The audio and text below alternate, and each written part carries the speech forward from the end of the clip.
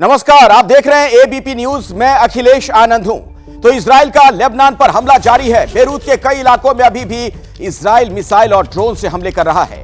ABP news इस वक्त Syria Lebanon border पर उस जगह पर मौजूद है जहां थोड़ी देर पहले ही इजराइल ने हमला किया। यह वो इलाका है जहां कभी भी मिसाइल या रॉकेट आपके आगे ही आकर गिर सकते हैं।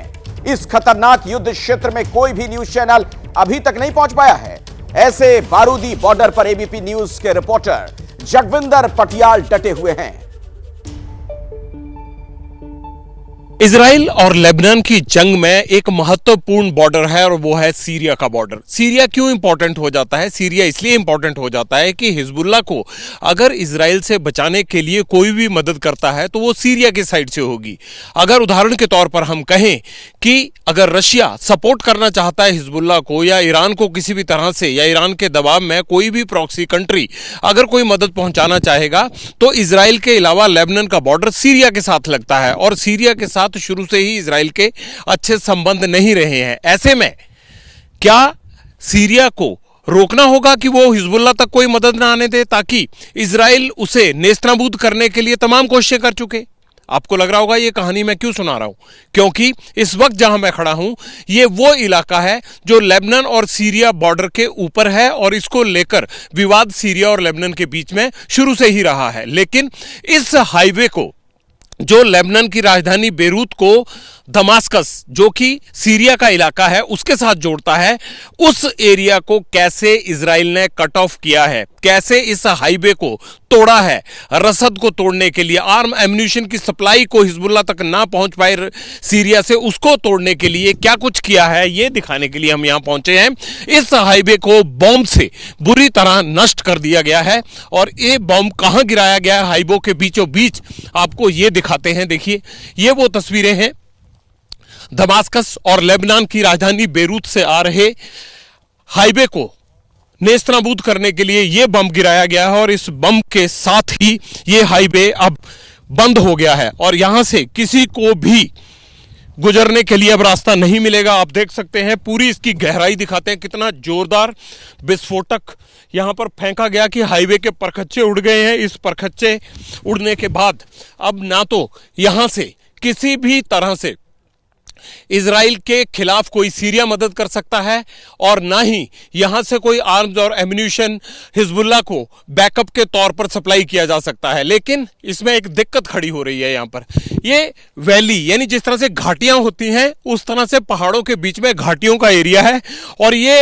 हाईवे एक लाइफलाइन था दोनों देशों के बीच में। उसे इजराइल ने कट ऑफ किया है। इसे ही कहते हैं कि बड़ी रणनीति। देखिए, ये पीछे लोग जा रहे हैं, जब इनको सामान लेकर भी जाना होता है तो ये इसलिए नहीं गुजर पाते हैं वहां पर क्योंकि ये हाईवे टूटा हुआ है, गाड़ियां यहां से जा नहीं सकती। और सीरिया और लेबनान के बॉर्डर के बीच में इस बम के गिरने से, इस हाईवे को तोड़ने के बाद इजराइल ने एक बात पक्की कर दी है कि अब कोई भी दूसरे देश से सप्लाई नहीं भेज सकता लेबनान में हिजबुल्लाह को। 2 बम गिराए गए हैं, एक ये और एक इस साइड गिराया गया है। देखिए, ये देखिए, ये सड़क का एक पीस है। ये पूरा जो बीचों बीच कंक्रीट रोड बनी हुई थी, उस कंक्रीट रोड को किस तरह से उड़ा दिया गया है, ये दिखाने के लिए हम आपको लेबनान की राजधानी बेरूत से यहां लेकर आए हैं, यानी सीरिया के बॉर्डर पर। यहां से दमास्कस ज्यादा दूर नहीं है। दमास्कस की दूरी कितनी है? यहां से दमास्कस की दूरी यहां से 50 किलोमीटर की है। और सीरिया में जिस तरह से कॉन्फ्लिक्ट बना हुआ है उसको देखते हुए कोई भी मदद अगर हिजबुल्लाह को पहुंचानी हो तो वो आसानी से इसी रास्ते से पहुंचाई जा सकती है। लिहाजा इजराइल की ये एक बड़ी रणनीति है जिसके तहत आप देख सकते हैं तमाम गाड़ियां उस बॉर्डर से क्रॉस होने के बाद यहां पर खड़ी हो जाती हैं और यहां से आगे जाना मुश्किल हो जाता है। ये रिपोर्ट आपने देखी। दरअसल इजराइल ने बेरूत पर फिर से हमला किया है। लोग दहशत और खौफ में हैं। वहां के लोग जिंदगी बचाने की जद्दोजहद में हैं और दूसरे सुरक्षित इलाकों के लिए पलायन भी कर रहे हैं। लोग किस हालात में हैं, किस तरह की मुश्किलें आ रही हैं, आपको बता रहे हैं मेरे सहयोगी जगविंदर पटियाल। इजराइल और लेबनान के बीच में युद्ध छिड़ा है, लेकिन दिक्कत सीरिया बॉर्डर पर भी हो गई है। इस वक्त मैं उस हाईवे पर मौजूद हूं जो बेरूत और सीरिया को जोड़ता है, यानी बेरूत से चलने वाले ट्रेड के सभी ट्रक यहां से होकर गुजरते हैं। लोगों को यहां से सीरिया जाना होता है और दमास्कस यहां से केवल 50 किलोमीटर की दूरी पर है। हालांकि जिस एरिया में मैं बैठा हूं, इसको लेकर बड़ा कॉन्फ्लिक्ट है इन वादियों के बीच में। इस एरिया को लेकर सीरिया कहता है ये लेबनान का नहीं है और लेबनान कहता है कि ये सीरिया का नहीं है, लेकिन इन दोनों के बीच में इजराइल आ गया है और इजराइल ने इस हाईवे को, जो इकलौता हाईवे है बेरूत को दमास्कस से जोड़ता है, उसे बॉम्ब से उड़ा दिया है। बॉम्ब के बड़े बड़े गड्ढे आप ये देख रहे हैं, लेकिन बड़ी दिक्कत किसके लिए खड़ी हुई है? बड़ी दिक्कत खड़ी हुई है उन लोगों के लिए जो इजराइल के हमले के बाद इस इलाके को खाली करके जा रहे हैं सीरिया की तरफ। वो लोगों का प्लान एक तरह से इस हाईवे के बंद होने के बाद रुक गया है। आप देखिए, पूरे सामान के साथ इन लोगों को पैदल ये रास्ता पार करना पड़ रहा है। ना सिर्फ ट्रेड के लिहाज से ये इंपॉर्टेंट था, बल्कि ये हाईवे आम लोगों के आने जाने और वाहनों के लिए भी, ट्रांसपोर्टेशन के लिए भी एकमात्र जरिया था जिसे रोक दिया गया है। लेकिन अब इन लोगों को यहाँ भारी दिक्कत का सामना करना पड़ रहा है और ये जो हमला किया है इजराइल ने, उससे डर के अब इस तरफ निकल रहे हैं, लेकिन इनको पैदल जाना पड़ रहा है। पहले तकरीबन 1 घंटे के अंदर अंदर ये लोग यहां से निकलकर सीधे दमास्कस पहुंच सकते थे, लेकिन अब दिक्कत ये हुई है कि इन लोगों को आने जाने का रास्ता नहीं मिल रहा। लेकिन इसके साथ साथ जो ट्रेड है, ट्रेड के लिहाज से भी ये हाईवे एक बड़ा जरिया था दोनों देशों के बीच में, जिसे इजराइल ने खत्म कर दिया है। और इसकी वजह एक ये थी कि कहीं भी हिजबुल्लाह को सीरिया के जरिए मदद नहीं मिलनी चाहिए, लिहाजा इस हाईवे को इसीलिए बॉम्ब से उड़ाया गया है। और ये युद्ध में एक रणनीति रहती है। रणनीति ये रहती है कि कैसे रसद और आर्म्स और एम्युनिशन जो भी सप्लाई होता है, उस तमाम चीजों को लेकर अगर आपको अपने दुश्मन को रोकना है तो उसके लिए आपको हाईवे कटअप करने पड़ते हैं। रसद किस तरह से उसकी रोकनी है, उसके लिए हाईवे को कंट्रोल में लेना पड़ता है। इजराइल ने यही किया है और अब लोगों के साथ साथ ट्रेड के लिहाज से, हिजबुल्लाह के हिसाब से, आर्म एम्युनिशन की सप्लाई के हिसाब से दिक्कत खड़ी हो गई है। ये एक्सक्लूसिव रिपोर्ट आप सीधे देख रहे हैं लेबनान और सीरिया के बॉर्डर से, जहां पर इजराइल ने एक बड़ा हमला किया है। देखिए, पिछले सिर्फ 4 दिनों की बात की जाए तो 4 दिन में हिजबुल्लाह के 200 से अधिक ठिकाने तबाह हो गए। बेरूत आसपास के इलाकों से कट गया है। इसीलिए दुनिया के कई देश अब एक साथ युद्ध के खिलाफ खड़े हो रहे हैं। जिस बॉर्डर पर ट्रकों की और गाड़ियों की लाइन लगी रहती थी और हिस्टोरिक शहर सीरिया में आने जाने के लिए घंटों लाइन में लगना पड़ता था, उसी लेबनान सीरिया बॉर्डर पर आज सन्नाटा है, क्योंकि इजराइल ने चढ़ाई कर दी है हिजबुल्लाह पर और साउथ लेबनान में इजराइल फोर्सेस और हिजबुल्लाह के बीच में भीषण युद्ध चल रहा है। मैं इस वक्त मौजूद हूं लेबनान और सीरिया के उसी बॉर्डर पर, जहां पर सन्नाटा पसरा हुआ दिखाई दे रहा है। 30,000 से कहते ज्यादा की आबादी है यहां पर और लोग यहां पर लाइनों में लगकर इस बॉर्डर को क्रॉस करते थे।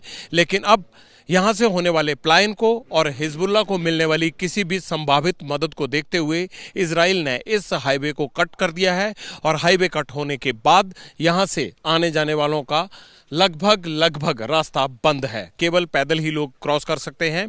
और यहां पर जिस तरह से बॉर्डर के ऊपर ये सन्नाटा पसरा आप देख रहे हैं, इसको देखकर ये आगाज हो जाता है यहीं से, बॉर्डर एरिया से ही, कि कैसे लेबनान युद्ध की चपेट में है। यहाँ पर इक्का दुक्का गाड़ियाँ पहुँचती हैं, ज़्यादातर घरों में लोग नहीं हैं। 30,000 से ज़्यादा लोगों को यहाँ से इवैक्यूएट किया जा चुका है या फिर वो सीरिया भाग चुके हैं। अब तक 1.2 मिलियन लोग जो हैं वो शरणार्थी के तौर पर साउथ लेबनान से बाहर शिफ्ट हो चुके हैं, या तो राजधानी बेरूत की तरफ चले गए हैं या फिर उनको सीरिया में पनाह लेने के लिए जाना पड़ा है। कहा यह जा रहा है कि 1.25 लाख से ज़्यादा लोग सीरिया की तरफ निकल गए हैं। हालांकि सीरिया कोई शांत प्रदेश नहीं है, सीरिया कोई शांत राज्य नहीं है, सीरिया कोई शांत कंट्री नहीं है, लेकिन बावजूद उसके लोगों को ये लगता है कि इजराइल से बचना है या हिजबुल्लाह के बीच जो लड़ाई इजराइल के साथ जारी हुई है उससे बचने के लिए उन्हें किसी पड़ोसी मुल्क में शरण लेनी पड़ेगी। लिहाजा इस बॉर्डर की ये आप सीधी तस्वीरें देख रहे हैं।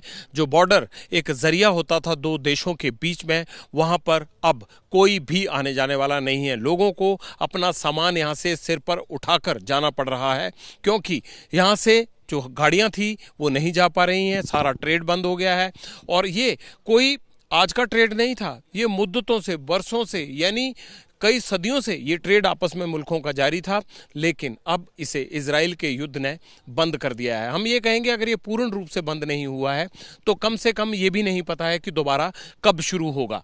लेकिन ये युद्ध सिर्फ इजराइल अकेले नहीं लड़ रहा है। हिजबुल्लाह को मारने के लिए, हिजबुल्लाह को हमेशा के लिए ख़त्म करने के लिए जहां ईरान एक तरफ से इजराइल के खिलाफ खड़ा हुआ है, वहीं अमेरिका इजराइल के पीछे खड़ा हो गया है। यानी ये युद्ध अब पूरे वेस्ट एशिया का युद्ध बनता जा रहा है। लेकिन इस युद्ध को रोकने के लिए अगर कोई निर्णायक भूमिका निभा सकता है तो एक बार फिर यूक्रेन और रशिया के युद्ध की तरह ही रशिया और भारत ही इजराइल और इस लेबनान के कन्फ्लिक्ट को खत्म करने के लिए कोई बीच का रास्ता निकाल सकते हैं, क्योंकि रूस और भारत दोनों ही ऐसे एलाइज हैं जिनका चाइना और अमेरिका के साथ कोई ना कोई ब्रिज का रास्ता है।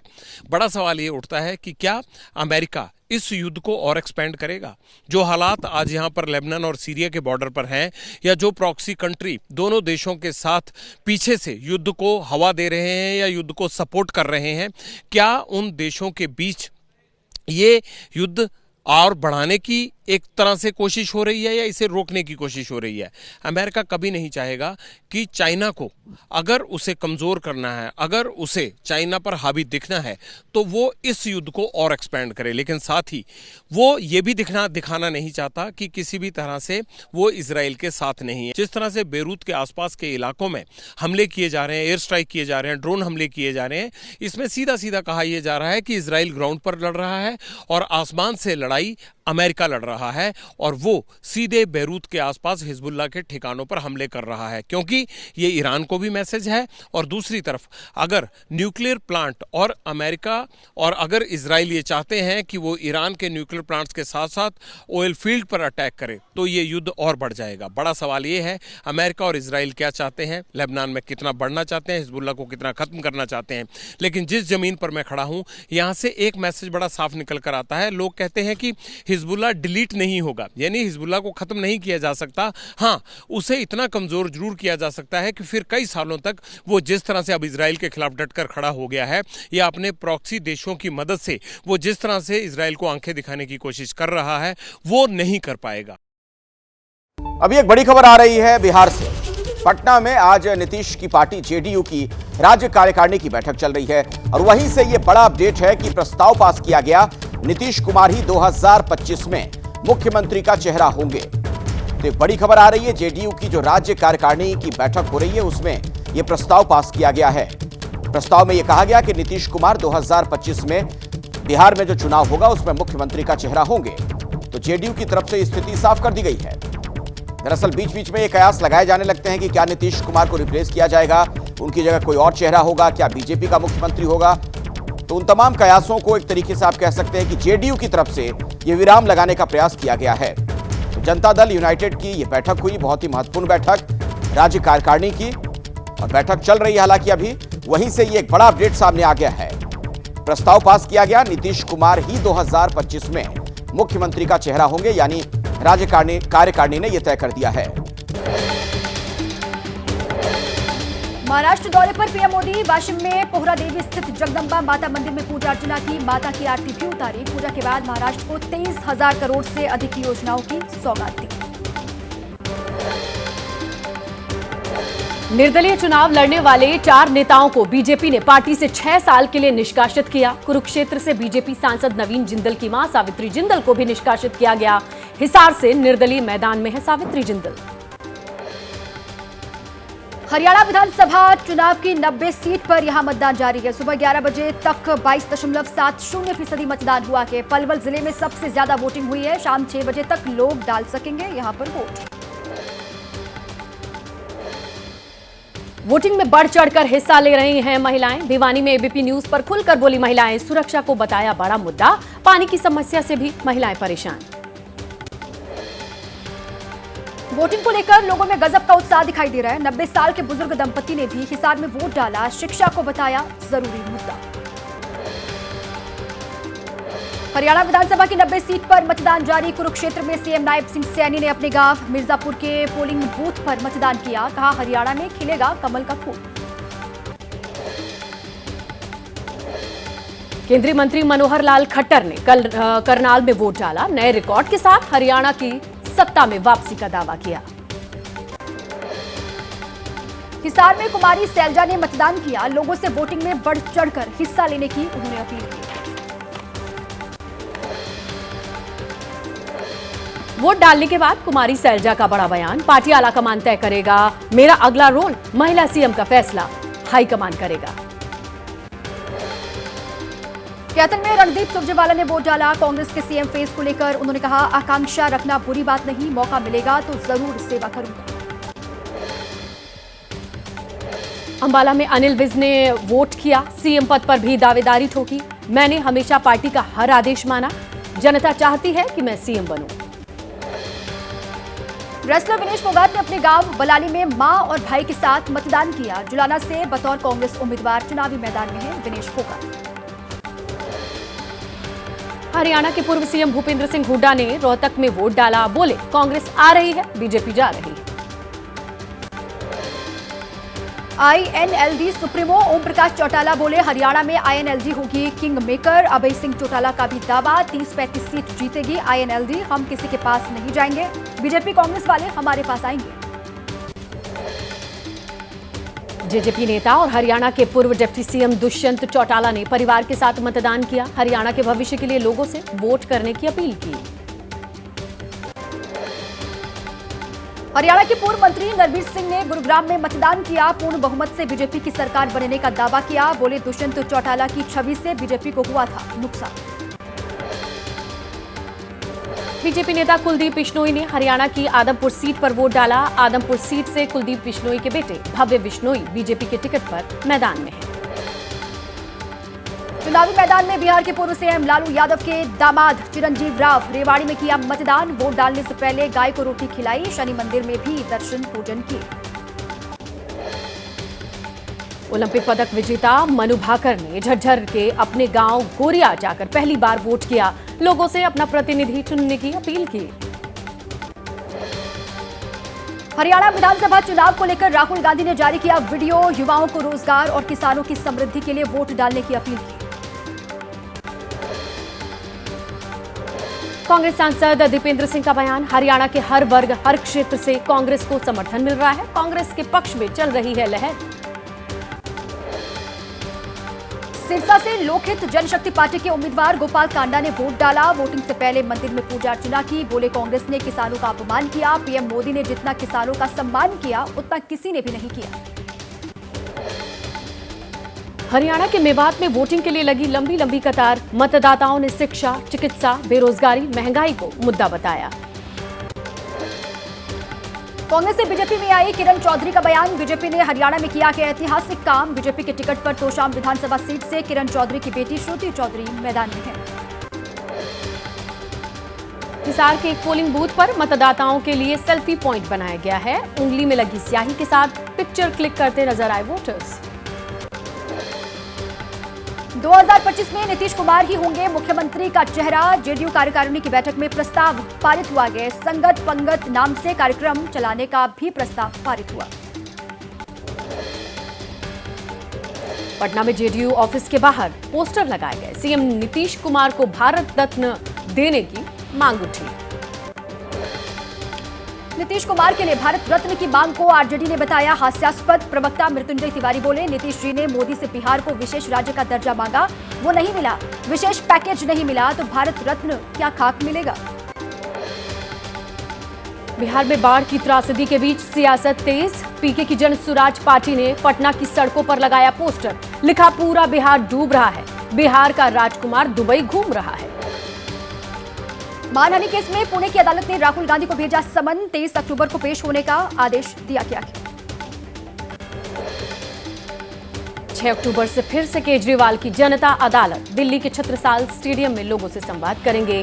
ईडी सीबीआई की गिरफ्तारी को लेकर बेगुनाही के सबूत देंगे। 5 राज्यों की 22 ठिकानों पर एनआईए की छापेमारी। आतंकी साजिश का शक। महाराष्ट्र के जालना और संभाजीनगर से 3 संदिग्ध हिरासत में लिए गए। जम्मू कश्मीर के कुपवाड़ा में आतंकियों की घुसपैठ की कोशिश नाकाम। 2 आतंकी ढेर। पूरे इलाके में सर्च ऑपरेशन जारी। इंदौर के देवी अहिल्याबाई होलकर एयरपोर्ट को मिली बम से उड़ाने की धमकी। एयरपोर्ट के सिक्योरिटी कमांडेंट के ऑफिशियल मेल पर आई धमकी भरी चिट्ठी। अलर्ट पर एयरपोर्ट अथॉरिटी। भारत बांग्लादेश के बीच कल होने वाले T20 मैच से पहले लोगों में उबाल। बांग्लादेश में हिंदुओं पर हो रहे अत्याचार को लेकर ग्वालियर में प्रोटेस्ट किया गया। हिंदू महासभा ने कल बंद का भी ऐलान किया। महामंडलेश्वर यति नरसिंहानंद के विवादित बयान को लेकर गाजियाबाद पुलिस कमिश्नर ऑफिस के बाहर धरने पर बैठे भीम आर्मी कार्यकर्ता गिरफ्तारी की मांग उठाई। तिरुमाला में आंध्र प्रदेश के सीएम चंद्रबाबू नायडू ने राज्य सरकार की ओर से श्री वेंकटेश्वर को रेशम के कपड़े चढ़ाए। करीब 14 करोड़ की लागत से बने वेकुल माता केंद्रीय रसोई का उद्घाटन किया। तिरुपति लड्डू विवाद मामले में सुप्रीम कोर्ट का एसआईटी बनाने का आदेश। सीबीआई और आंध्र प्रदेश पुलिस के 2 और एफएसएसएआई का एक अधिकारी एसआईटी में शामिल होगा। आंध्र प्रदेश सरकार की बनाई एसआईटी नहीं करेगी लड्डू मामले की जांच। सुप्रीम कोर्ट की बनाई एसआईटी की जांच की निगरानी करेंगे सीबीआई डायरेक्टर। निष्पक्ष और पारदर्शी जांच का जिम्मा होगा। नक्सल समस्या को लेकर दिल्ली में 7 अक्टूबर को बड़ी बैठक। केंद्रीय गृह मंत्री अमित शाह करेंगे अध्यक्षता। नक्सल प्रभावित राज्यों के सीएम और गृह मंत्री शामिल होंगे। महाराष्ट्र के भिवंडी में लॉजिस्टिक गोदाम में भीषण आग लगी। गोदाम में रखी बड़ी मात्रा में जो हाइड्रोलिक ऑयल, कपड़ा, प्लास्टिक की चीजें थी, केमिकल थी, जलकर खाक। पुणे गैंग रेप का आरोपी अब तक पुलिस की पकड़ से बाहर है। इसी बीच आरोपी का सीसीटीवी फुटेज सामने आया। आरोपी की तलाश में पुलिस की 25 टीमें जुटी हुई हैं। यूपी के अमेठी हत्याकांड का आरोपी चंदन पुलिस मुठभेड़ में घायल हुआ। पुलिस का दावा, आरोपी ने पिस्टल छीनकर फायरिंग की कोशिश की। अमेठी हत्याकांड का पुलिस ने खुलासा किया। कहा, आरोपी को गौतम बुद्ध नगर के जेवर टोल प्लाजा के पास से गिरफ्तार किया गया। अवैध संबंधों की वजह से हुई हत्या। पुलिस के मुताबिक आरोपी चंदन वर्मा ने कबूला अपना गुनाह। मृतक की पत्नी से करीब 1.5 साल से जान पहचान थी। हाल में हुए मनमुटाव होने के चलते हत्या की वारदात को अंजाम दिया। पूर्व क्रिकेटर सलील अंकोला की मां का पुणे में निधन हो गया है। फ्लैट में लाश मिली, गले पर गहरे चोट के निशान हैं। मामले की जांच पड़ताल में जुटी है पुलिस। डेक्कन इलाके में अकेले रहती थी माला अशोक अंकोला। सहारनपुर में प्रशासन ने पनीर बनाने वाली फैक्ट्री में छापा मारा। 800 किलो नकली पनीर नष्ट किया गया। कुट्टू का आटा बेचने वाली दुकानों पर भी छापेमारी हुई। जाकिर नाइक का एक्स अकाउंट बंद कर दिया गया है। ये बड़ा एक्शन हुआ कि भारत में जाकिर नाइक का एक्स अकाउंट बंद कर दिया गया। ये कार्रवाई हुई। जाकिर नाइक भारत में कई मामलों में आरोपी है, कई मामलों में वांछित है भगौड़ा जाकिर नाइक, और उस पर ये एक्शन हुआ है भारत में। उसका जो एक्स अकाउंट है उसको बंद कर दिया गया है। इस वक्त पाकिस्तान के दौरे पर है जाकिर नाइक, और वहां पर जिस तरीके से उसका स्वागत हुआ, भारत सरकार ने इसकी निंदा भी की। और उसके बाद कुछ ही घंटों के बाद अब ये अकाउंट जो है एक्स पर जाकिर नाइक का, उस पर ये एक्शन हुआ, उसको बंद कर दिया गया है। इस वक्त की ये बड़ी खबर, और कई मामलों में आरोपी है भारत में जाकिर नाइक। बिल्कुल, साल 2016 में भारत से भगौड़ा घोषित किया गया और कई धाराओं में केस दर्ज है। भारत की एजेंसीज उसे वापस लाने की काफी कोशिश में रही, लेकिन अभी हालिया अपडेट उस पर यह रही कि पाकिस्तान खूब स्वागत करते नजर आए। रेड कार्पेट से बिछी उसके लिए, और वहीं से बहुत बातें करना, कई सभाओं में जाना, ये सब कुछ जाकिर के लिए सामने आ रहा था। फिलहाल इंडिया में उसके अकाउंट का जो हाल है वो आपके सामने है।